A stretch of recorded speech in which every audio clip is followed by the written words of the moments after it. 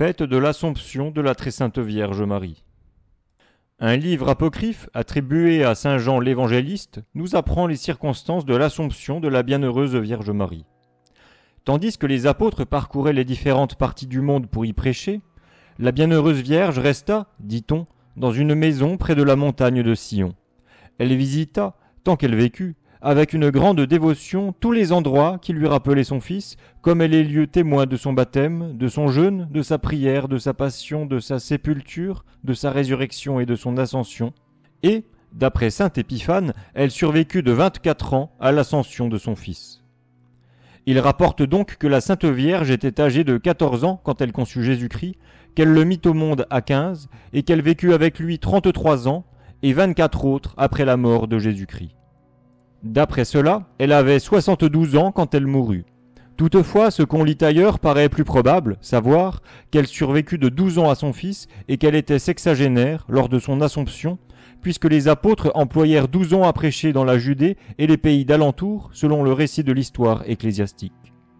Or, un jour que le cœur de la Vierge était fortement embrasé du regret de son fils, son esprit enflammé s'émeut et elle répand une grande abondance de larmes.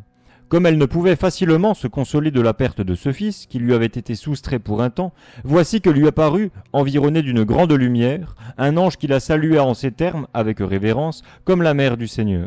« Salut Marie, qui êtes bénie, recevez la bénédiction de celui qui a donné le salut à Jacob. Or, voici une branche de palmier que je vous ai apportée du paradis, comme à madame.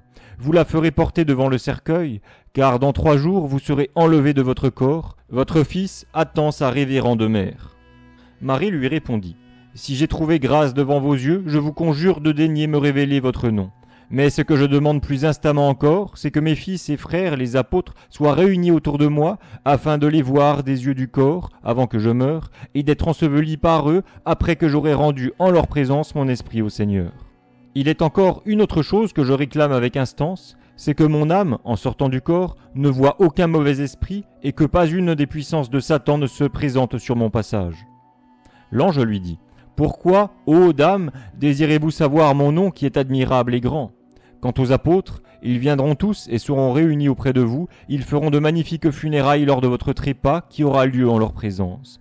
Car celui qui autrefois a porté en un clin d'œil, par un cheveu, le prophète de la Judée à Babylone, celui-là assurément pourra en un instant amener les apôtres auprès de vous. Mais pourquoi craignez-vous de voir l'esprit malin, puisque vous lui avez entièrement brisé la tête et que vous l'avez dépouillé de toute sa puissance ? Soit faite cependant votre volonté, afin que vous ne les voyiez pas. » Après avoir dit ces mots, l'ange monta aux cieux au milieu d'une grande lumière. Or, cette palme resplendissait d'un très grand éclat, et par sa verdure elle était en tout semblable à une branche, mais ses feuilles brillaient comme l'étoile du matin. Or, il arriva que, comme Jean était à prêcher à Éphèse, un coup de tonnerre éclata tout à coup, et une nuée blanche l'enleva et la porta devant la porte de Marie. Il frappa, entra dans l'intérieur de la maison, et, avec une grande révérence, l'apôtre Vierge salua la Vierge. L'heureuse Marie, en le voyant, fut saisie d'une grande crainte et ne put retenir ses larmes, tant elle éprouva de joie. Alors elle lui dit : « Jean, mon fils, aie souvenance des paroles de ton maître quand il m'a confié à toi comme un fils et quand il t'a confié à moi comme une mère. Me voici appelé par le Seigneur à payer le tribut à la condition humaine, et je te recommande d'avoir un soin particulier de mon corps. J'ai appris que les Juifs s'étaient réunis et avaient dit : attendons, concitoyens et frères, attendons jusqu'au moment où celle qui a porté Jésus subira la mort. Aussitôt nous ravirons son corps et nous le jetterons pour être la pâture du feu.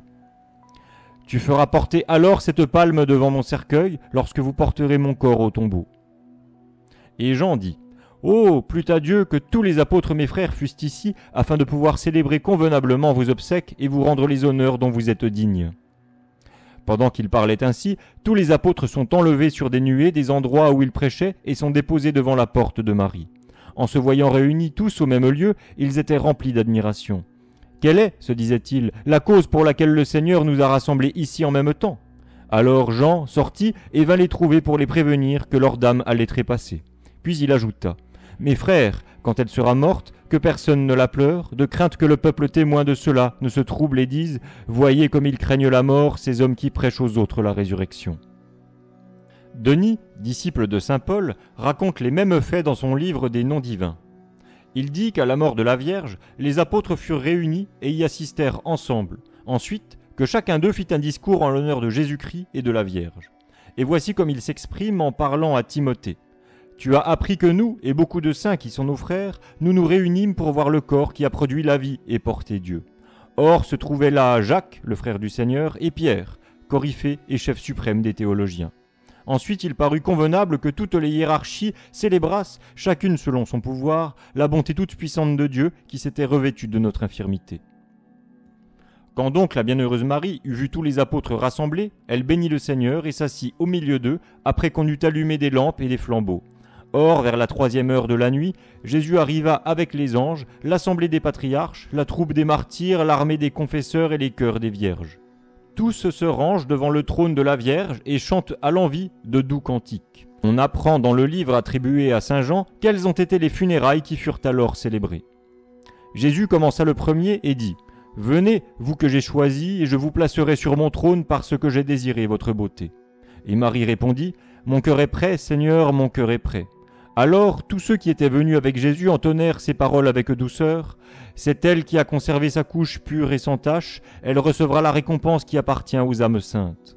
Ensuite, la Vierge chanta en disant d'elle-même « Toutes les nations m'appelleront bienheureuse, car le Tout-Puissant a fait de grandes choses en ma faveur, et son nom est saint. » Enfin, le chantre donna le ton à tous en prenant plus haut « Venez du Liban, mon épouse, venez du Liban, vous serez couronnée. » Et Marie reprit « Me voici, je viens, car il est écrit de moi dans tout le livre de la loi que je ferai votre volonté, ô mon Dieu, parce que mon esprit est ravi de joie en Dieu mon Sauveur. » C'est ainsi que l'âme de Marie sortit de son corps et s'envola dans les bras de son Fils.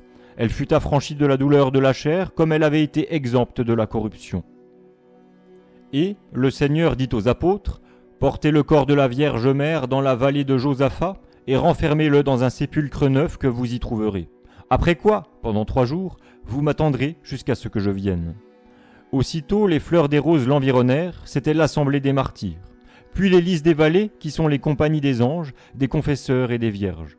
Les apôtres se mirent à s'écrier en s'adressant à elle, « Vierge pleine de prudence, où dirigez-vous vos pas?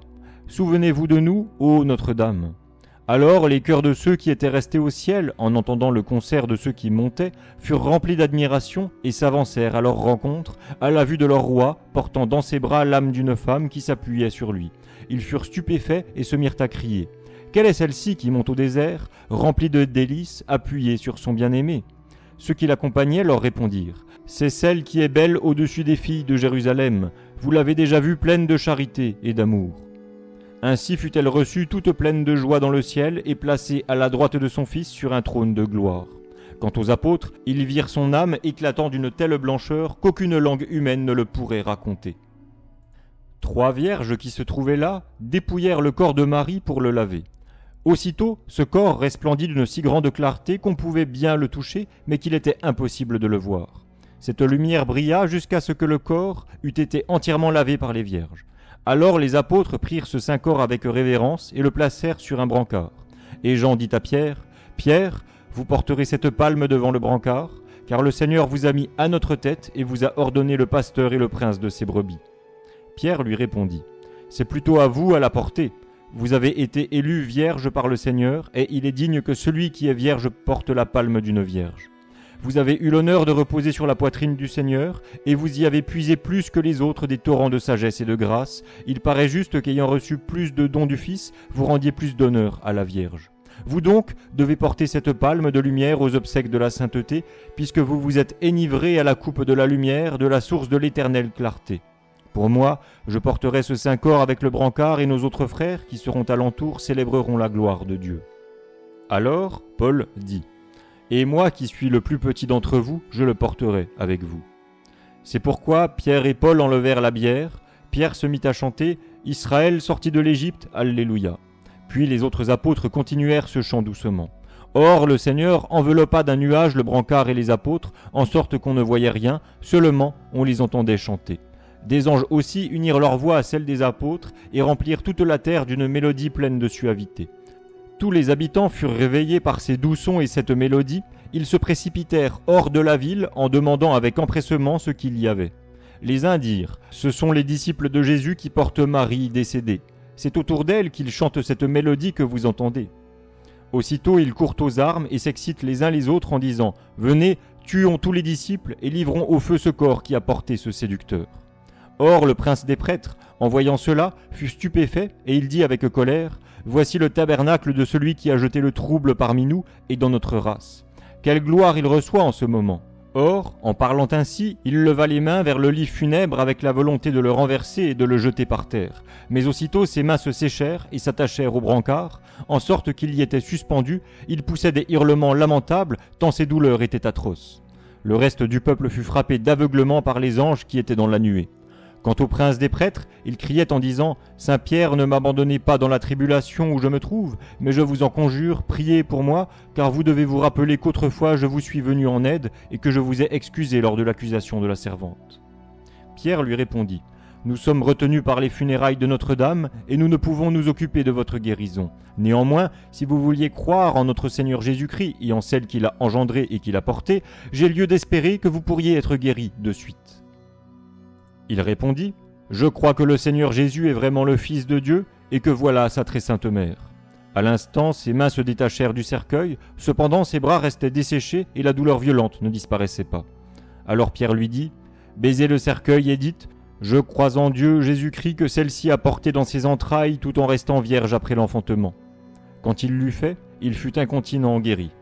Alors Pierre lui dit « Prenez cette palme des mains de notre frère Jean et vous la placerez sur ce peuple aveuglé.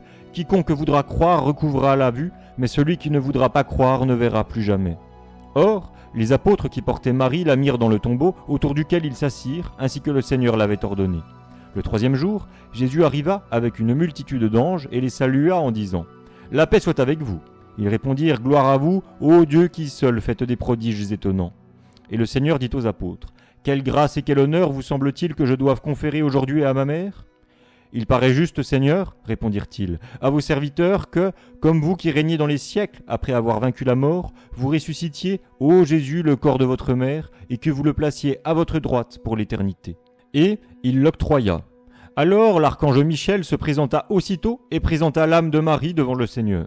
Le Sauveur lui parla ainsi. « Levez-vous, ma mère, ma colombe, tabernacle de gloire, vase de vie, temple céleste, et de même que, lors de ma conception, vous n'avez pas été souillé par la tâche du crime, de même, dans le sépulcre, vous ne subirez aucune dissolution du corps. » Et aussitôt l'âme de Marie s'approcha de son corps qui sortit glorieux du tombeau.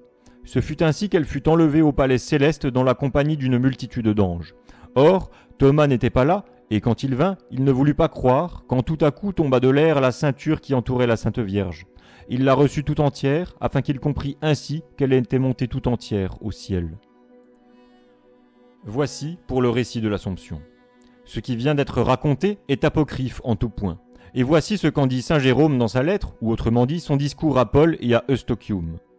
On doit regarder ce libelle comme entièrement apocryphe, à l'exception de quelques détails dignes de croyance, paraissant jouir de l'approbation de saints personnages et qui sont au nombre de 9. Savoir que toute espèce de consolation a été promise et accordée à la Vierge, que les apôtres furent tous réunis, qu'elle trépassa sans douleur, qu'on disposa sa sépulture dans la vallée de Josaphat, que ses funérailles se firent avec dévotion, que Jésus-Christ et toute la cour céleste vint au-devant d'elle, que les Juifs l'insultèrent, qu'il éclata des miracles en toutes circonstances convenables, enfin, qu'elle fut enlevée en corps et en âme.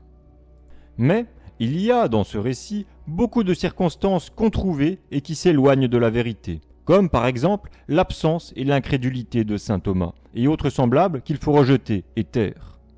On dit que les vêtements de la Sainte Vierge restèrent dans son tombeau pour servir de consolation aux fidèles et qu'une partie opéra le miracle qui suit.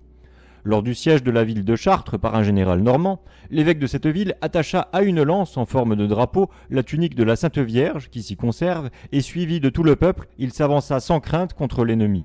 Aussitôt l'armée des Normands fut frappée de démence et d'aveuglement et elle restait tremblante. Son cœur et son courage étaient paralysés. À cette vue, les habitants de la ville entrent dans les vues du jugement de Dieu et font un horrible massacre des ennemis. Ce qui parut déplaire à la bienheureuse Marie, car aussitôt cette tunique disparut, et à l'instant, les Normands recouvrèrent la vue. On lit dans les révélations de sainte Élisabeth qu'un jour, étant ravie en esprit, elle vit dans un lieu fort éloigné un sépulcre environné d'une grande lumière, et au-dedans, comme l'apparence d'une femme entourée d'une foule d'anges. Et peu d'instants après, elle fut enlevée du sépulcre et élevée en l'air avec toute la multitude qui se trouvait là. Et voici qu'un personnage admirable et plein de gloire vint du ciel à sa rencontre, portant en sa droite l'étendard de la croix, et avec lui des milliers d'anges. Ce fut au milieu des concerts d'allégresse qu'ils la conduisirent jusqu'au ciel. Peu de temps après, sainte Élisabeth demandait à un ange, avec lequel elle avait de fréquents entretiens, l'explication de cette vision. L'ange lui répondit. Il t'a été montré alors comment Notre-Dame a été enlevée au ciel en corps et en âme. Elle dit encore dans le même livre qu'il lui fut révélé que la Sainte Vierge fut portée au ciel en son corps 40 jours après son trépas. Car la bienheureuse Marie lui dit, en s'entretenant avec elle, « Après l'ascension du Seigneur, j'ai vécu 1 an entier et tant de jours qu'il y en a depuis l'ascension jusqu'à mon assomption. » Or, tous les apôtres assistèrent à mon trépas et ensevelirent honorablement mon corps, mais 40 jours après, je ressuscitai. Et comme sainte Élisabeth lui demandait si elle découvrirait ou si elle scellerait cela, la Sainte Vierge lui dit « Il ne faut pas le révéler aux hommes charnels et aux incrédules, il ne faut pas le cacher aux personnes dévotes et fidèles. » Passons maintenant à quelques enseignements à tirer de l'Assomption de la Très Sainte Vierge Marie. Observons que la glorieuse Vierge Marie fut transportée et élevée au ciel intégralement, honorablement, joyeusement et excellemment. Premièrement, elle fut transportée intégralement en corps et en âme selon une pieuse croyance de l'Église. Un grand nombre de saints ne se contentent pas de l'avancer, mais ils s'attachent à en donner une quantité de preuves. Voici celle de saint Bernard. Dieu s'est plu singulièrement à honorer les corps des saints.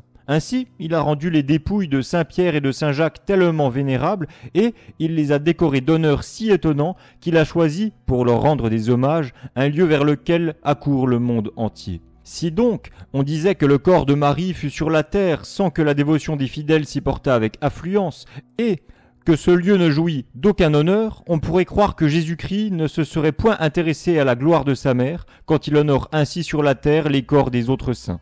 Saint Jérôme avance de son côté que la Sainte Vierge monta au ciel le 18 des calendes de septembre.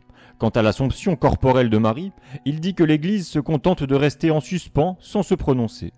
Plus loin, il s'attache à en prouver la croyance de cette manière.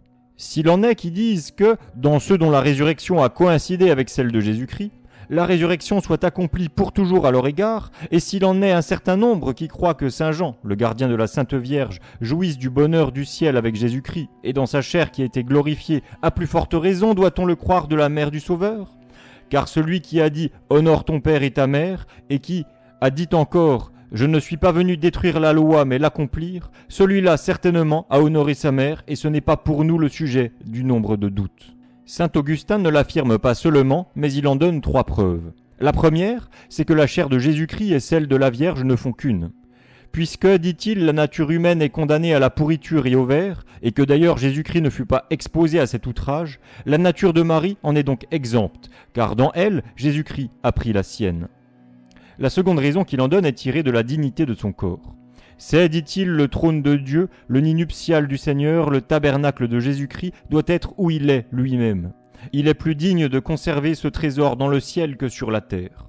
La troisième raison, c'est la parfaite intégrité de sa chair virginale. Voici ces paroles. « Réjouissez-vous, ô Marie, d'une joie ineffable dans votre corps et dans votre âme, en Jésus-Christ votre propre Fils, avec votre propre Fils et par votre propre Fils. » La peine de la corruption n'est pas le partage de celle qui n'a pas éprouvé de corruption dans son intégrité quand elle a engendré son divin Fils. Toujours, elle sera à l'abri de la corruption, celle qui a été comblée de tant de grâce.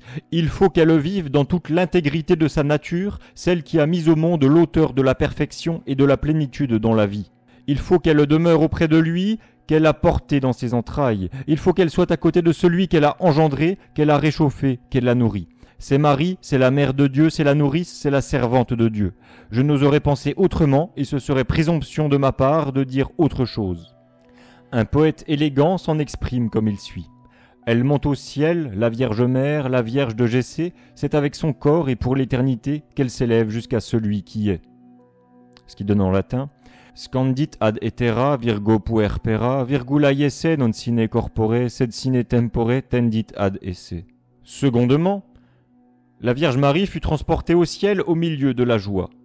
Gérard, évêque et martyr, dit à ce propos « En ce jour, les cieux ont reçu la bienheureuse Vierge avec joie. Les anges se réjouissent, les archanges jubilent, les trônes s'animent, les dominations la célèbrent dans les cantiques, les principautés unissent leurs voix, les puissances accompagnent de leurs instruments de musique, les chérubins et les séraphins entonnent des hymnes. Tous la conduisent jusqu'au souverain tribunal de la divine majesté. Troisièmement, elle fut élevée au ciel au milieu de grands honneurs. Jésus lui-même et la milice céleste vinrent au-devant d'elle. Qui pourrait s'imaginer, dit saint Jérôme, quelle fut la gloire dont la reine du monde fut environnée lors de son passage? Quel respect affectueux, quelle multitude de légions célestes allant à sa rencontre! Qu'ils étaient beaux les cantiques qui l'accompagnèrent jusqu'à son trône. Quelle majesté, quelle grandeur dans les divins embrassements de son Fils qui la reçoit et l'élève au-dessus de toutes les créatures. Il est à croire, dit ailleurs le même Père, que la milice des cieux alla en triomphe au-devant de la Mère de Dieu, et qu'elle l'environna d'une immense lumière, qu'elle la conduisit, en chantant ses louanges et des cantiques, jusqu'au trône de Dieu. La milice de la Jérusalem céleste tressaille d'une joie ineffable, elle est fière de tant d'amour et de reconnaissance. Cette fête, qui n'arrive qu'une fois pour nous dans le cours de l'année, ne doit point avoir eu de terme dans les cieux. On croit encore que le Sauveur vint au-devant d'elle de sa personne, dans cette fête, et qu'il la fit asseoir plein de joie auprès de lui sur le trône. Autrement, il n'eût point accompli ce que lui-même a ordonné par cette loi, « Honore ton père et ta mère ». Quatrièmement, elle fut reçue avec magnificence.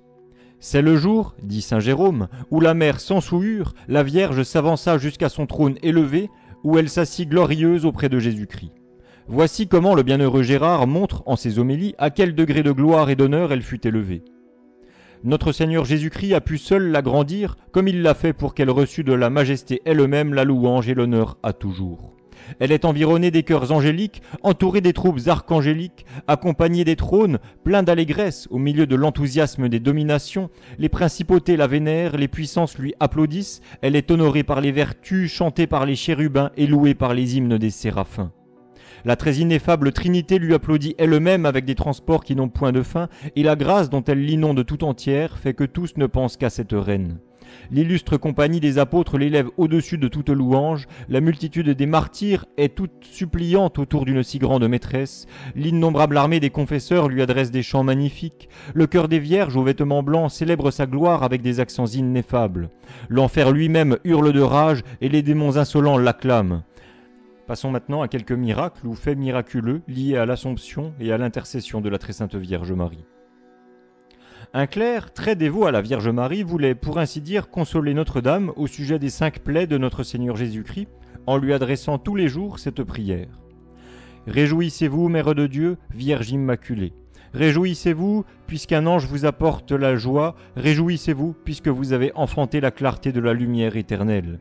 Réjouissez-vous, Mère, réjouissez-vous, Sainte Vierge, Mère de Dieu. Vous seule êtes la Mère Vierge, toute créature vous loue. Ô Mère de lumière, je vous en prie, ne cessez d'intercéder pour nous. » Atteint d'une grave maladie, ce clerc, réduit à l'extrémité, fut troublé par la frayeur. La Sainte Vierge lui apparut et lui dit « Mon fils, pourquoi une si grande crainte de ta part ? Toi qui si souvent m'as annoncé la réjouissance, réjouis-toi aussi toi-même pour te réjouir éternellement, viens avec moi. » Un soldat fort puissant et riche avait dissipé tout son bien en libéralité mal entendue. Il devint si pauvre qu'après avoir donné avec profusion, il fut réduit à manquer des moindres choses. Or, il avait une femme très honnête et fort dévote à la bienheureuse Vierge Marie. À l'approche d'une solennité, où il avait coutume de distribuer de grandes largesses, comme il n'avait plus rien à donner, il fut poussé par la honte et la confusion à se retirer jusqu'à ce que cette solennité fût passée dans un lieu désert où il pourrait soulager sa tristesse, pleurer les inconvénients de sa position et éviter la honte.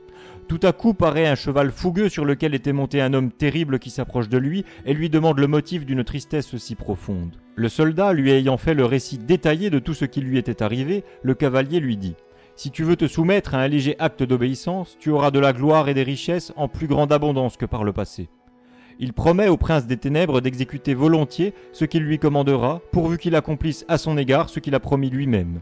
Et le diable lui dit « Va-t'en chez toi, cherche dans tel endroit de la maison, tu y trouveras des masses d'or et d'argent en telle quantité et tant de pierres précieuses. Mais aie soin tel jour de m'amener ici ta femme. » Sur cette promesse, le soldat retourne à sa maison, et dans l'endroit désigné, il trouve tout ce qui lui avait été annoncé. Il achète aussitôt des palais, il répand des largesses, il rachète ses biens, il se procure des esclaves. Or, le jour fixé étant proche, il appela sa femme et lui dit « Montez à cheval, car il vous faut aller avec moi en un lieu assez éloigné. » La dame, tremblante et effrayée, n'osant pas aller contre ses ordres, se recommanda bien dévotement à la bienheureuse Vierge Marie et suivit son époux. Parvenus assez loin, ils rencontrèrent une église sur leur chemin. La femme descendit de son cheval et entra, pendant que son mari attendait dehors. Elle se recommandait avec dévotion à la bienheureuse Marie, quand tout à coup elle s'endormit, et la glorieuse Vierge, semblable en tout à cette dame dans ses habits et dans ses manières, s'avança de l'autel, sortit et monta à cheval, pendant que la dame elle-même restait endormie dans l'église. Le mari, persuadé que c'était sa femme, continua son chemin. Quand ils furent arrivés au lieu convenu, le prince des ténèbres accourut de son côté avec grand fracas. À peine s'est-il approché que tout à coup, il frémit et tremblant de stupeur, il n'osa s'avancer. Alors il dit au soldat : « Ô le plus félon des hommes, pourquoi m'as-tu joué ainsi, et pourquoi te comportes-tu de cette manière quand je t'ai comblé de bienfaits ? Je t'avais bien dit de m'amener ta femme, et tu m'as amené la mère du Seigneur. Je voulais ta femme, et tu m'as amené Marie. Car ta femme ne cesse de me faire tort, je voulais me venger sur elle, et tu m'as amené celle-là pour qu'elle me tourmentât et qu'elle m'envoyât dans l'enfer. » En entendant ces paroles, cet homme était stupéfait, la crainte et l'étonnement l'empêchaient de parler. La bienheureuse Vierge Marie dit alors : « Quelle a été ta témérité, esprit méchant, d'oser nuire à une personne pleine de dévotion pour moi ? Tu ne l'auras pas fait impunément. Voici maintenant la sentence que je lance contre toi. C'est que tu descendes en enfer et que tu n'aies plus désormais la présomption de nuire à quiconque m'invoquera avec dévotion. » Et le diable se retira en poussant de grands hurlements. Alors le mari, sautant à bas de son cheval, se prosterna aux pieds de la Sainte Vierge, qui le réprimanda et lui ordonna de retourner vers sa femme, encore endormie dans l'église, et de se dépouiller de toutes les richesses du démon. Et quand il revint, il trouva sa femme qui dormait encore, la réveilla et lui raconta ce qui lui était arrivé. Revenus chez eux, ils jetèrent toutes les richesses du démon, ne cessèrent d'adresser des louanges en l'honneur de la Sainte Vierge qui leur accorda dans la suite une grande fortune. Un homme, accablé sous le poids du péché, fut ravi en vision au jugement de Dieu. Et voilà que Satan vint dire : « Il n'y a rien en cette âme qui vous appartienne en propre, elle est plutôt de mon domaine, d'ailleurs j'ai un titre authentique. » Et le Seigneur lui dit : « Où est ton titre ?» Satan reprit : « J'ai un titre, vous l'avez dicté de votre propre bouche et vous lui avez donné une sanction éternelle. Vous avez dit en effet : en même temps que vous en mangerez, vous mourrez très certainement. Comme donc il est de la race de ceux qui ont mangé le fruit défendu, à ce titre authentique, il doit être condamné à mourir avec moi. » Alors le Seigneur dit : « Ô homme, il t'est permis de te défendre. » Or, l'homme se tut. Le démon ajouta : « D'ailleurs, je l'ai par prescription, depuis 30 ans, je possède son âme, et il m'a servi comme un esclave qui est ma propriété. » Cet homme continua à se taire. Le démon reprit : « Cette âme est à moi, car quand elle aurait fait quelque bien, ses mauvaises actions l'emportent incomparablement sur les bonnes. » Mais le Seigneur, qui ne voulait pas porter de suite une condamnation contre ce pécheur, lui assigna un délai de 8 jours, afin que, ce terme expiré, il comparût devant lui et s'expliqua sur tout ce qui lui était reproché. Or, comme il s'en allait de devant le Seigneur, tout tremblant et pleurant, il rencontra une personne qui lui demanda la cause d'une tristesse aussi vive. Et comme il lui eut raconté tout en détail, l'autre lui dit : « Ne crains rien, n'appréhende rien, car sur le premier point je t'aiderai fortement. » Le pécheur, lui ayant demandé comment il s'appelait, il lui fut répondu : « La vérité est mon nom. » Il en trouva une seconde qui lui promit de l'aide sur la deuxième accusation. Il lui demanda comment elle s'appelait, et il lui fut répondu : « Je suis la justice. » Or, le 8e jour, il comparut en jugement, et le démon lui objecta le premier chef d'accusation. La vérité répondit : « Nous savons qu'il y a 2 sortes de morts, celle du corps et celle de l'enfer. Or, démon, ce titre que tu invoques en ta faveur ne parle pas de la mort de l'enfer, mais de celle du corps. Ce qui est évident, puisque tout le monde subit cette sentence, c'est-à-dire que tous meurent corporellement, sans cependant que tous meurent des feux de l'enfer. Quant à la mort du corps, oui, elle aura toujours lieu, mais quant à la mort de l'âme, l'arrêté a été révoqué par le sang de Jésus-Christ. » Alors le démon, voyant qu'il avait succombé sur le premier chef, se mit à lui objecter le second. Mais la justice se présenta et répondit ainsi pour cet homme : « Quoique tu aies possédé cet homme comme ton esclave pendant nombre d'années, cependant, toujours la raison voulait le contraire. Toujours la raison murmurait de servir un si cruel maître. » À la 3e objection, il n'eut personne pour le défendre. Et le Seigneur dit : « Qu'on apporte une balance et qu'on pèse les bonnes actions et toutes les mauvaises. » Alors la vérité et la justice dirent au pécheur : « Voici la mère de miséricorde assise auprès du Seigneur, aie recours à elle de toute ton âme et essaye de l'appeler à ton aide. » Quand il l'eut fait, la Sainte Vierge Marie vint à son secours, et elle mit la main sur la balance du côté où se trouvait le peu de bien. Mais le diable s'efforçait de faire baisser l'autre plateau, cependant la mère de miséricorde l'emporta et délivra le pécheur. Celui-ci, revenu alors à lui, se corrigea. Dans la ville de Bourges, vers l'an du Seigneur 527, comme les chrétiens communiaient le jour de Pâques, un enfant juif s'approcha de l'autel avec les enfants des chrétiens et reçut comme eux le corps du Seigneur. Revenu chez lui, son père lui ayant demandé d'où il venait, l'enfant répondit qu'il avait été à l'église avec les enfants chrétiens, écoliers comme lui, et qu'il avait communié avec eux. Alors le père, rempli de fureur, prit l'enfant et le jeta dans une fournaise ardente qui se trouvait là. À l'instant, la mère de Dieu se présenta à l'enfant sous les traits d'une image qu'il avait vue sur l'autel et le protégea contre le feu dont il ne reçut aucune atteinte. Alors, la mère de l'enfant rassembla par ses clameurs un grand nombre de chrétiens et de juifs. En voyant dans la fournaise l'enfant qui n'avait éprouvé aucun accident, ils l'en retirèrent et lui demandèrent comment il avait pu en échapper. Il répondit « C'est que cette révérende dame qui était sur l'autel m'a prêté du secours et a écarté de moi tout le feu. » Les chrétiens, qui comprirent que c'était de l'image de la Sainte Vierge que l'enfant parlait, prirent le père de l'enfant et le jetèrent dans la fournaise où il fut brûlé aussitôt et consumé entièrement. Quelques moines étaient avant le jour auprès d'un fleuve et s'entretenaient de bagatelles et de discours oiseux. Et voici qu'ils entendent des rameurs qui passaient sur le fleuve avec une grande rapidité. Les moines leur dirent « Qui êtes-vous » Et ils répondirent « Nous sommes des démons et nous portons en enfer l'âme d'Hébroïn, prévôt du roi des Francs, qui a apostasié du monastère de Saint-Gall. » En entendant cela, les moines furent saisis d'une très violente peur et s'écrièrent de toute leur force « Sainte Marie, priez pour nous !» Et les démons leur dirent « Vous avez bien fait d'invoquer Marie, car nous voulions vous démembrer et vous noyer, parce que nous vous trouvons à une heure indue, vous livrant à des conversations déréglées. » Alors les moines rentrèrent au couvent, et les démons se hâtèrent d'aller en enfer. Il y avait un moine fort lubrique, mais fort dévot à la bienheureuse Vierge Marie. Une nuit qu'il allait commettre son crime habituel, il passa devant un autel, salua la Sainte Vierge et sortit de l'église. Comme il voulait traverser un fleuve, il tomba dans l'eau et mourut. Or, comme les démons s'étaient saisis de son âme, vinrent des anges pour la délivrer. Les démons leur dirent « Pourquoi êtes-vous venus ici ? Vous n'avez rien en cette âme. » Et aussitôt, la bienheureuse Vierge Marie se présenta et les reprit de ce qu'ils avaient osé ravir l'âme du moine. Ils lui répondirent qu'ils l'avaient trouvé au moment où il finissait sa vie dans de mauvaises œuvres. La Sainte Vierge leur dit « Ce que vous dites est faux, car je sais que s'il allait quelque part, il me saluait d'abord, et à son retour, il en faisait autant. Que si vous dites que l'on vous fait violence, posons la question au tribunal du souverain juge. » Et comme on discutait devant le Seigneur, il lui plut que l'âme retournerait à son corps et ferait pénitence de ses actions. Pendant ce temps-là, les frères, voyant que l'heure des matines s'écoulait sans qu'on les sonnât, cherchent le sacristain. Une note ajoute, le moine en question de l'histoire est sonneur. Les frères, donc, voyant que l'heure des matines s'écoulait sans qu'on les sonnât, cherchent le sacristain. Ils vont jusqu'à ce fleuve et le trouvent noyé. Après avoir retiré le corps de l'eau, ils s'émerveillaient de cet accident, quand tout à coup le moine revint à la vie et raconta ce qui était arrivé. Il passa le reste de sa vie dans de bonnes œuvres. Une femme souffrait d'une foule d'importunités de la part du démon qui lui apparaissait visiblement sous la forme d'un homme. Elle employait quantité de moyens de se préserver. Tantôt c'était de l'eau bénite, tantôt une chose, tantôt une autre, sans que le démon cessât de la tourmenter.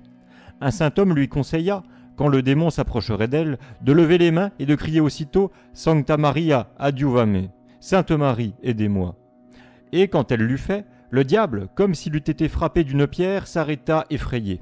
Après quoi il dit « Qu'un mauvais diable entre dans la bouche de celui qui t'a enseigné cela. » Et aussitôt il disparut et il ne s'approcha plus d'elle dans la suite.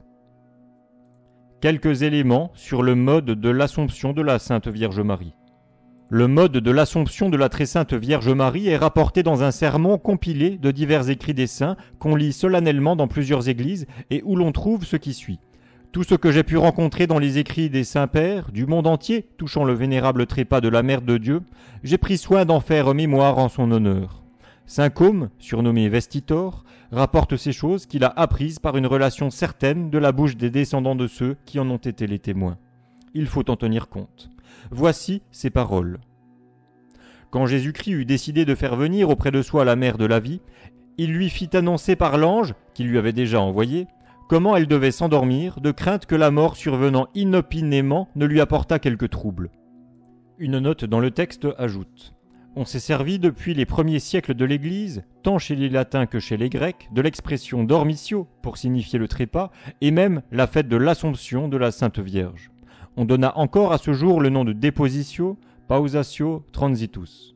L'Église d'Orient n'emploie que le mot de coiresis, dormitio, sommeil. Reprenons. Elle avait conjuré son fils face à face, alors qu'il était encore sur la terre avec elle, de ne lui laisser voir aucun des esprits malins. Il envoya donc en avant un ange avec ordre de lui parler ainsi. « Il est temps, ma mère, de vous prendre auprès de moi.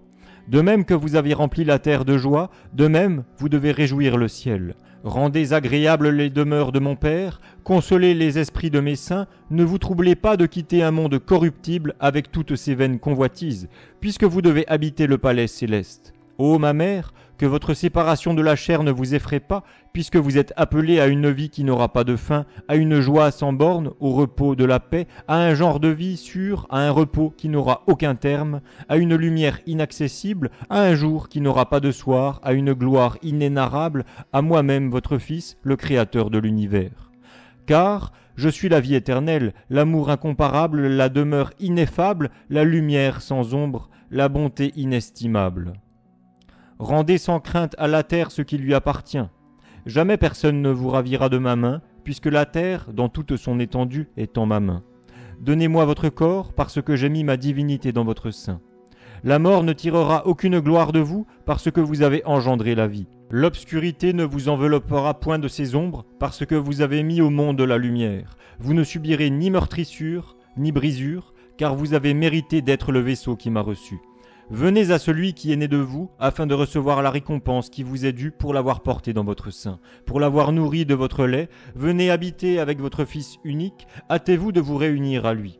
Je sais qu'aucun autre amour que celui de votre Fils ne vous tourmente. C'est comme, Vierge Mère que je vous ai présentée, je vous présente comme le mur qui soutient le monde entier, comme l'arche de ceux qui doivent être sauvés, la planche du naufragé, le bâton des faibles, l'échelle de ceux qui montent au ciel et la protectrice des pécheurs. Alors, j'amènerai auprès de vous les apôtres qui vous enseveliront de leurs mains comme si c'étaient des miennes.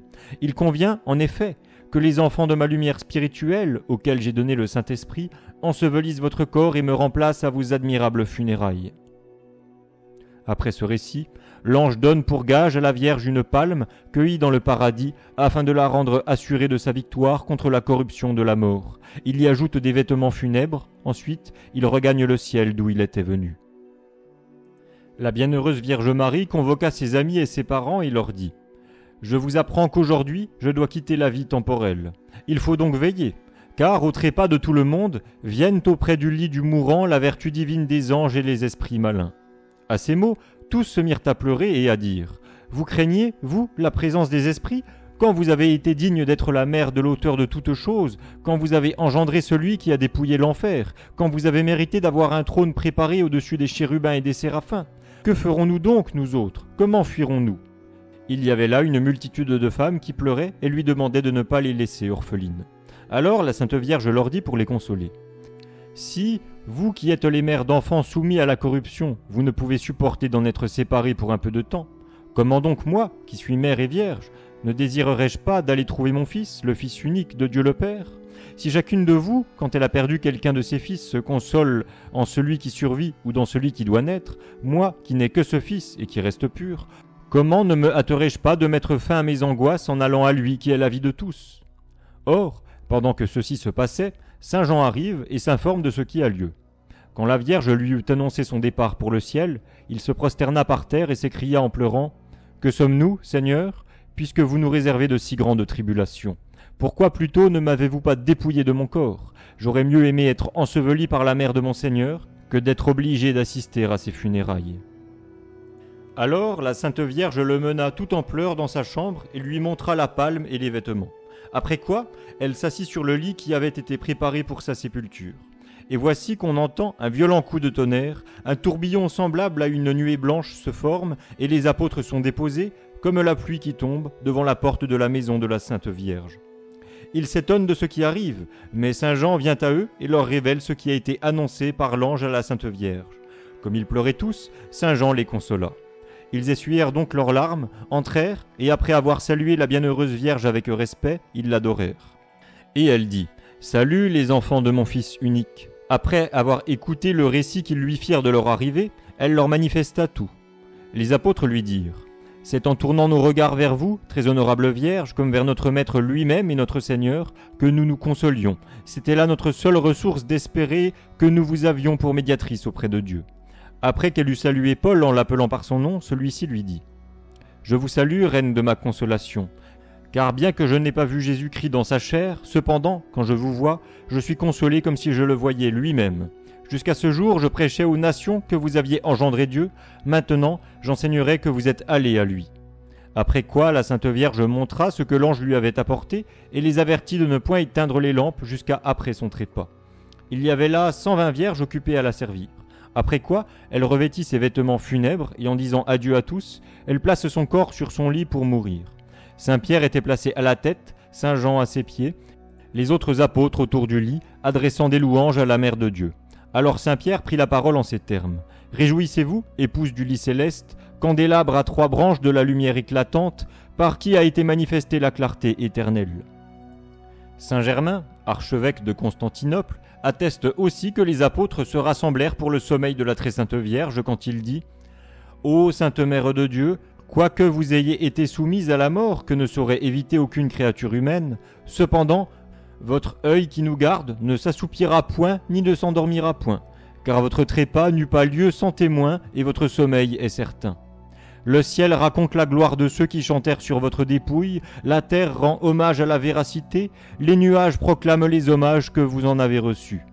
Les anges célèbrent les bons offices qui vous ont été rendus en ce que les apôtres se rassemblèrent auprès de vous dans Jérusalem. Le grand Denis l'Aréopagite atteste aussi la même chose en disant : ainsi que tu le sais bien, nous nous sommes rassemblés avec beaucoup de nos frères pour voir le corps de celle qui a reçu le Seigneur. Or se trouvait là Jacques, frère de Dieu, avec Pierre le souverain chef des théologiens. Ensuite, il sembla bon, après ce qu'on avait vu, que tous les souverains prêtres chantassent des hymnes selon que chacun avait en soi d'énergie, de bonté vivifiante ou de faiblesse. Saint Côme poursuit ainsi sa narration. Après cela, un fort coup de tonnerre ébranla la maison entière, et un vent doux la remplit d'une odeur si suave qu'un sommeil profond s'empara de ceux qui s'y trouvaient, à l'exception des apôtres et de 3 vierges qui portaient des flambeaux. Car le Seigneur descendit avec une multitude d'anges et enleva l'âme de sa mère. Or, l'éclat de cette âme était si resplendissant qu'aucun des apôtres ne la pouvait regarder. Et le Seigneur dit à Saint Pierre : ensevelissez le corps de ma mère avec le plus grand respect, et gardez-le soigneusement pendant 3 jours. Car je viendrai alors et le transporterai dans le lieu où n'existe point la corruption. Ensuite, je le revêtirai d'une clarté semblable à la mienne, afin qu'il y ait union et accord entre ce qui a été reçu et ce qui a reçu. Saint Côme rapporte encore un mystère étrange et merveilleux, et qui ne souffre ni investigation curieuse, ni discussion ordinaire, puisque tout ce qu'on dit de la Mère de Dieu est surnaturel, admirable, redoutable, plutôt que sujet à la discussion. Car, dit-il, quand l'âme sortit de son corps, ce corps prononça ces mots : je vous rends grâce, Seigneur, car je suis digne de votre gloire. Souvenez-vous de moi, puisque je suis votre œuvre et que j'ai conservé ce que vous m'avez confié. Quand ceux qui dormaient furent éveillés, continue saint Côme, et qu'ils virent sans vie le corps de la Vierge, ils se livrèrent à une grande tristesse et poussèrent des gémissements. Les apôtres prirent donc le corps qu'ils portèrent au monument, en même temps que saint Pierre commença le psaume « In exitu Israël de Egypto ». Il s'agit du psaume 114 ou 113 selon la Vulgate, commençant par « Quand Israël sortit d'Égypte, quand la maison de Jacob s'éloigna, etc. etc. » Reprenons. Les chœurs des anges louaient la Vierge de telle sorte que Jérusalem fut émue à l'occasion de cette grande gloire. Alors les grands prêtres envoient une multitude de gens armés d'épées et de bâtons. Un d'eux se rue sur le grabat avec l'intention de jeter par terre le corps de Marie, Mère de Dieu. Mais parce qu'il l'ose toucher avec impiété, il mérite d'être privé de l'usage de ses mains. Elle s'arrache toutes les 2 dans ses bras et reste suspendue au lit funèbre. En même temps, il éprouve des tourments horribles. Cependant, il implore son pardon et promet de s'amender. Tu ne pourras jamais obtenir le pardon si tu n'embrasses le corps de celle qui a toujours été vierge et si tu ne confesses que Jésus-Christ, qui est né d'elle, est le Fils de Dieu. Quand il l'eut fait, ses mains se rejoignirent au coude d'où elles avaient été arrachées, et saint Pierre prit une datte de la palme et lui dit : Va, rentre dans la ville et pose-la sur les infirmes, et tous ceux qui croiront recevront la santé. Quand les apôtres arrivèrent au champ de Gethsémani, ils y trouvèrent un sépulcre semblable au glorieux sépulcre de Jésus-Christ. Ils y déposèrent le corps avec beaucoup de respect, sans oser toucher au très saint vaisseau de Dieu, mais ils le prirent par les coins du suaire et le placèrent dans le sépulcre, qu'ils scellèrent. Pendant ce temps, les apôtres et les disciples du Seigneur restèrent autour du tombeau selon l'ordre qu'ils en avaient reçu de leur maître. Le troisième jour, une nuée toute resplendissante l'environne, les voix angéliques se font entendre, une odeur ineffable se répand, tous sont dans une immense stupeur. Alors, ils voient que le Seigneur est descendu et qu'il transporte le corps de la Vierge avec une gloire ineffable. Les apôtres embrassèrent le sépulcre et retournèrent chez saint Jean l'évangéliste et le théologien, en le louant d'avoir été le gardien de la Sainte Vierge. Or, il y eut un des apôtres qui n'assista pas à cette solennité. Dans l'admiration où le jetait le récit des choses si merveilleuses, il suppliait qu'on ouvrît le tombeau pour s'assurer de la vérité. Les apôtres s'y refusaient, sous le prétexte que ce qu'il lui racontait devait suffire, dans la crainte que si les infidèles en avaient connaissance, ils publiassent que le corps avait été volé.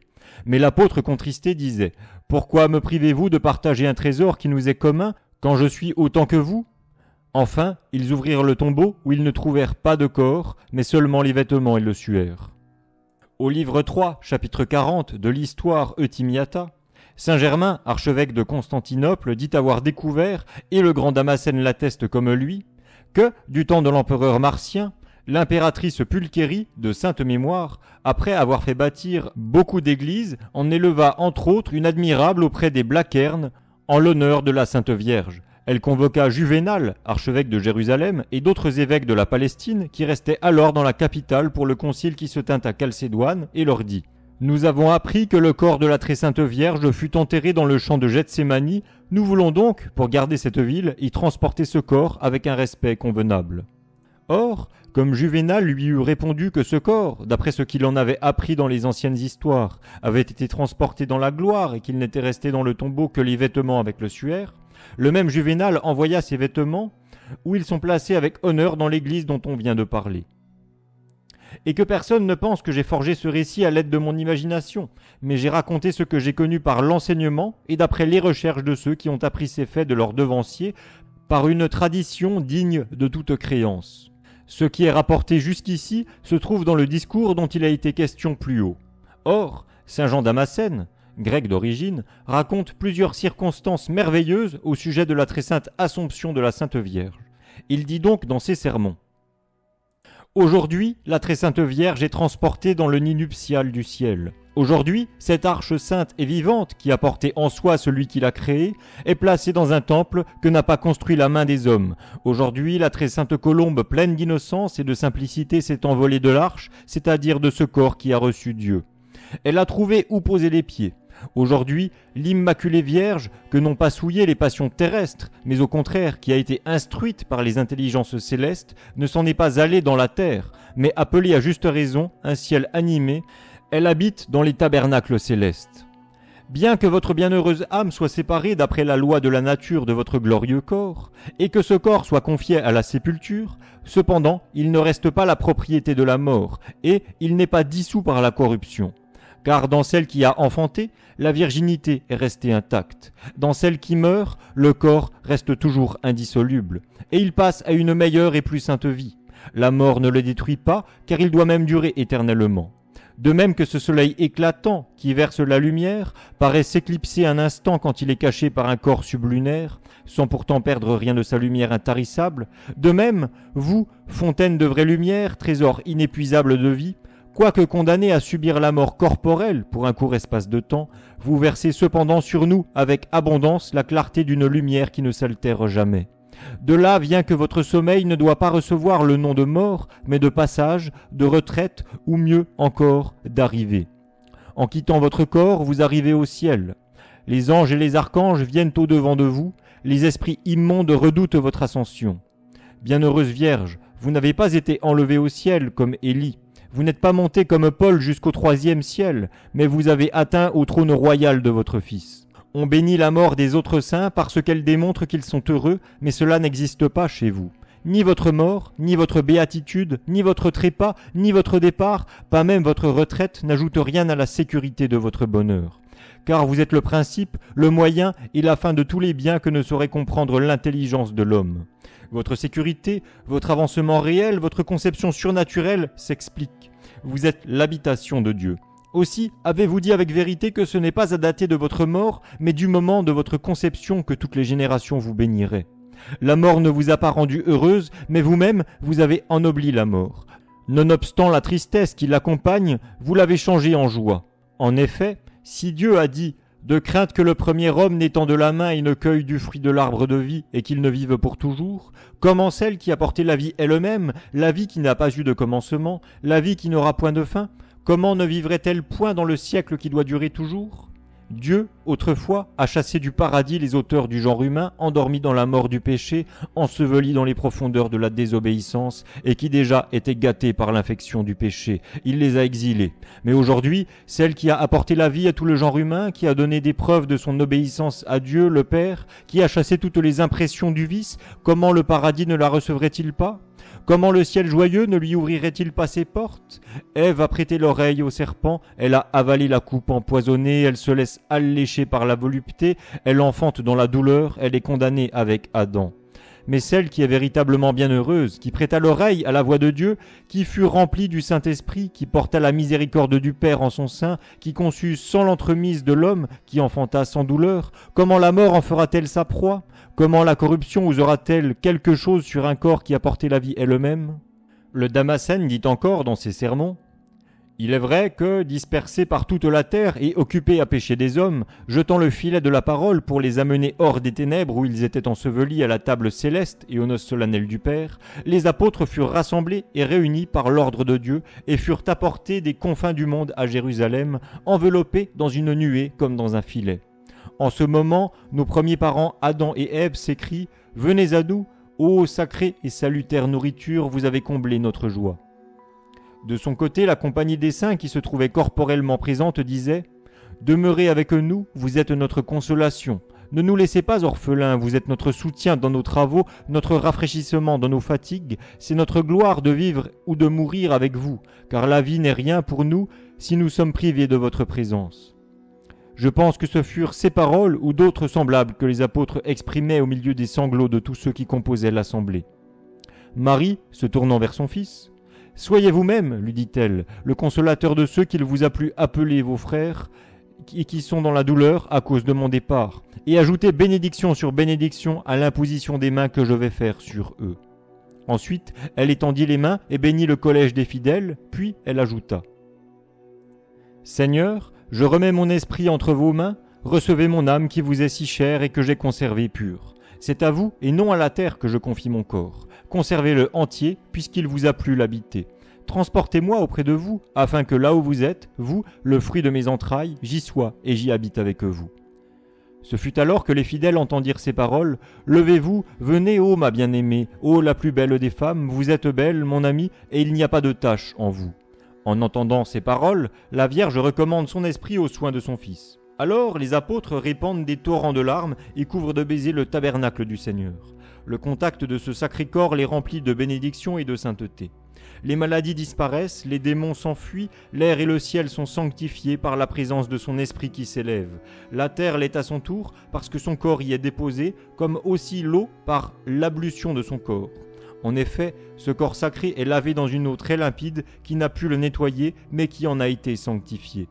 Ensuite, le Saint-Corps, enveloppé d'un suaire blanc, est placé sur un lit, les lampes resplendissent, les parfums répandent de leur douce odeur et l'air retentit du chant des hymnes angéliques. Ce fut au milieu du concert que les apôtres et les autres saints qui se trouvaient là faisaient entendre, en chantant des cantiques divins, que l'arche du Seigneur, soutenue sur les têtes sacrées des apôtres, est amenée de la montagne à la sainte terre de Gethsémani.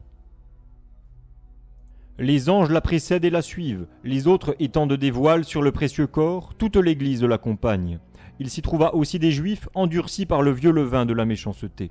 On raconte encore que, comme ceux qui portaient le corps sacré de la Mère de Dieu descendaient de la montagne de Sion, un Hébreu, un instrument du diable, poussé par un mouvement téméraire et conduit par une inspiration infernale, s'approcha en courant du Saint-Corps auprès duquel les anges eux-mêmes tremblaient de s'approcher, et comme un furieux, prit de ses deux mains le lit funèbre qu'il renversa à terre. Mais on dit qu'une de ses mains se sécha comme le bois et tomba. C'était merveille de le voir semblable à un tronc inutile, tant que la foi n'eût changé son cœur et ne l'eût fait repentir avec larmes de son crime. Alors ceux qui portaient le cercueil s'arrêtèrent, jusqu'à ce que le misérable, mettant sa main sur le très saint corps, reçût une guérison complète à l'instant qu'il l'eût touché. De là, on arrive à Gethsémani, où le saint corps est déposé dans un tombeau vénérable, après qu'il eut reçu les baisers, les embrassements, les larmes des fidèles couverts de sueur et chantant des hymnes sacrés. Mais votre âme ne fut pas laissée dans l'enfer, et votre corps n'a pas été atteint par la corruption. Il convenait que le sein de la terre ne retint pas le sanctuaire de Dieu, la fontaine qui n'a pas été creusée, le champ vierge, la vigne qui n'avait pas reçu la rosée, l'olivier fécond. Il fut convenable que la mère fût élevée par le Fils, afin qu'elle montât vers lui, comme il était descendu en elle, afin que celle qui a conservé sa virginité dans son enfantement n'éprouvât pas les atteintes de la corruption en son corps, et que celle qui a porté son Créateur dans son sein habitât les divins tabernacles. Le Père l'avait prise pour épouse, elle doit être gardée dans le palais céleste. La mère doit jouir de ce qui appartient au Fils. Fin du sermon de Saint Jean Damascène. Saint Augustin s'étend aussi fort longuement dans un sermon sur la très sainte Assomption de Marie, toujours vierge. Avant, dit-il, de parler du très saint corps de celle qui a toujours été vierge et de l'Assomption de sa bienheureuse âme, nous commençons par dire que l'Écriture ne parle pas d'elle après que le Seigneur l'eut recommandée sur la croix aux disciples, si ce n'est que saint Luc rapporte dans les Actes des Apôtres, citation, « Ils étaient tous, dit-il, persévérants unanimement dans la prière avec Marie, mère de Jésus. » Premier chapitre des Actes. Que dire donc de sa mort? Que dire de son Assomption? Puisque l'Écriture se tait, il ne faut demander à la raison que ce qui est conforme à la vérité. Que la vérité, donc, soit notre autorité, puisque sans elle, il n'y a même pas d'autorité. Nous nous basons sur la connaissance que nous avons de la condition humaine quand nous n'hésitons pas à dire qu'elle a souffert la mort temporelle. Une note ajoute, il paraît par ce passage que l'oraison Veneranda, qui se récitait dans les liturgies modernes au jour de la fête de l'Assomption, est d'une très haute antiquité. Reprenons. Mais si nous disons qu'elle fut la pâture de la pourriture, des vers et de la cendre, il faut examiner si cet état convient à la sainteté qui la distingue et aux prérogatives qui appartiennent à cette merveilleuse habitation de Dieu. Nous savons bien qu'il a été dit à notre premier Père, « Tu es poussière et tu retourneras en poussière ». La chair de Jésus-Christ ne subit pas cette condamnation puisqu'elle ne fut pas soumise à la corruption. Donc, elle fut exceptée de la sentence générale, la nature qui fut prise de la Vierge. Le Seigneur dit aussi à la femme, « Je t'affligerai de nombreuses misères, tu enfanteras dans la douleur. » Marie a bien enduré les angoisses, puisqu'un glaive perça son âme. Cependant, elle enfanta sans douleur. Donc, Marie, quoique partageant les angoisses d'Ève, ne les partagea pas en enfantant avec douleur. Donc, celle qui jouit d'une prérogative immense est exceptée de la règle générale. Si donc l'on dit qu'elle a souffert la mort, sans cependant que la mort l'ait retenue dans ses liens, serait-ce une impiété de dire qu'il n'ait pas voulu préserver sa mère contre les horreurs de la pourriture, quand il a voulu conserver intacte la pudeur de sa virginité? Est-ce qu'il n'appartenait pas à la bonté du Seigneur de conserver l'honneur de sa mère, lui qui était venu non pour détruire la loi, mais pour l'accomplir? S'il l'a honoré pendant sa vie plus que tout autre par la grâce qu'il lui fit de le concevoir, c'est donc chose pieuse de croire qu'il l'honora dans sa mort d'une préservation particulière et d'une grâce spéciale. La pourriture et les vers, c'est la honte de la condition humaine. Or, comme Jésus-Christ est exempt de cet opprobre, Marie en est exempte aussi, puisque Jésus-Christ est né d'elle. Car la chair de Jésus, c'est la chair de Marie qu'il éleva au-dessus des astres, honorant par là la nature humaine, mais plus encore celle de sa mère. Si le Fils a la nature de la mère, il est de toute convenance que la mère possède la nature du Fils, non pas quant à l'unité de la personne, mais quant à l'unité de la nature corporelle. Si la grâce peut faire qu'il y ait unité sans qu'il y ait communauté de nature, à plus forte raison quand il y a unité en grâce et naissance corporelle en particulier. Il y a unité de grâce comme celle des disciples avec Jésus-Christ, selon qu'il en parle lui-même quand il dit « Afin qu'ils soient un comme nous sommes un », et ailleurs « Mon Père, je veux qu'il soit avec moi partout où je suis. » Si donc Jésus-Christ veut avoir avec soi ceux qui, réunis par la foi en lui, sont censés ne faire qu'un avec lui, que penser, par rapport à sa mère, du lieu où elle soit digne de se trouver, sinon en présence de son Fils? Autant que je puis le comprendre, autant que je puis le croire, l'âme de Marie est honorée par son Fils d'une prérogative plus excellente encore, puisqu'elle possède en Jésus-Christ le corps de ce Fils qu'elle a engendré avec les caractères de la gloire. Et pourquoi ce corps ne serait-il pas le sien, puisqu'elle le conçut par lui? S'il n'a pas été au-devant d'elle, je ne reconnais pas là son autorité. Oui, je crois que c'est par lui qu'elle a engendré, car une si grande sainteté est plus digne du ciel que de la terre. Le trône de Dieu, le lit de l'époux, la maison du Seigneur et le tabernacle de Jésus-Christ a le droit d'être où il est lui-même. Le ciel est plus digne que la terre de conserver un si précieux trésor. L'incorruptibilité et non la dissolution causée par la pourriture est la conséquence directe d'une si grande intégrité. Que ce très saint corps ait été abandonné aux vers comme à leur pâture, je rougirais de le penser, j'aurais honte de le dire. Les grâces incomparables qui lui ont été départies sont de nature à me faire rejeter cette pensée. Plusieurs passages de l'Écriture viennent à l'appui de ce que j'avance. La vérité a dit autrefois à ses ministres, « Où je suis, là aussi sera mon ministre ». Si cette sentence générale regarde tous ceux qui servent Jésus-Christ par leur croyance et par leurs œuvres, elle s'applique bien mieux encore à Marie qui, sans le moindre doute, l'a aidé par toutes ses œuvres. Elle l'a porté dans ses entrailles, elle l'a mise au monde, elle l'a nourri, elle l'a réchauffé, elle l'a couché dans la crèche, dans la fuite en Égypte, elle l'a caché, elle a guidé les pas de son enfance, elle l'a suivi jusqu'à la croix. Elle ne pouvait douter qu'il fût Dieu, puisqu'elle savait l'avoir conçu non par les voies ordinaires, mais par l'aspiration divine. Elle n'hésite pas à croire à sa puissance, comme à la puissance d'un Dieu quand elle dit, lorsque le vin manquait, « Ils n'ont pas de vin ». Il accueillit sa demande par un miracle, elle savait qu'il le pouvait faire. Donc, il est clair que Marie, par sa foi et par ses œuvres, a aidé Jésus-Christ. Mais si elle n'est pas où Jésus-Christ veut que soient ses ministres, où donc sera-t-elle? Et si elle y est, sera-ce à titre égal? Et si c'est à titre égal, où est l'égalité devant Dieu s'il ne rend à chacun selon ses mérites? Si c'est avec justice que la Sainte Vierge a reçu pendant sa vie une plus grande abondance de grâce que les autres, pourquoi donc lui soustraire cette grâce quand elle est morte? Non, certes. Car, si la mort de tous les saints est précaire, la mort de Marie est évidemment très précieuse. Je pense donc qu'il faut déclarer que Marie, élevée aux joies de l'éternité par la bonté de Dieu, a été reçue avec plus d'honneur que les autres, puisqu'il l'a honorée de sa grâce plus que les autres, et qu'elle n'a point eu à subir après sa mort ce que les autres hommes subissent, la pourriture, les vers et la poussière, puisqu'elle a engendré son Sauveur et celui de tous les hommes.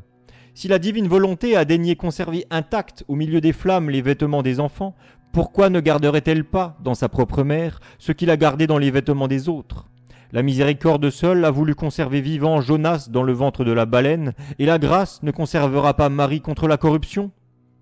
Daniel fut conservé malgré la faim dévorante des lions, et Marie ne sera pas conservée après que ses mérites l'ont élevée à une si haute dignité? Puisque dans ce que nous venons de dire, nous reconnaissons que tout a été fait contre les lois de la nature, nous sommes certains aussi que la grâce a plus fait que la nature pour l'intégrité de Marie. Donc, Jésus-Christ, comme fils de Marie, fait qu'elle tire sa joie de lui-même dans son âme et dans son corps. Il ne la soumet pas au supplice de la corruption, puisqu'en enfantant ce divin Fils, elle ne fut pas soumise à la perte de sa virginité, en sorte qu'elle est incorruptible en raison des grâces qui l'ont inondée, qu'elle vit intégralement, parce qu'elle a mis au monde celui qui est la vie entière de tous.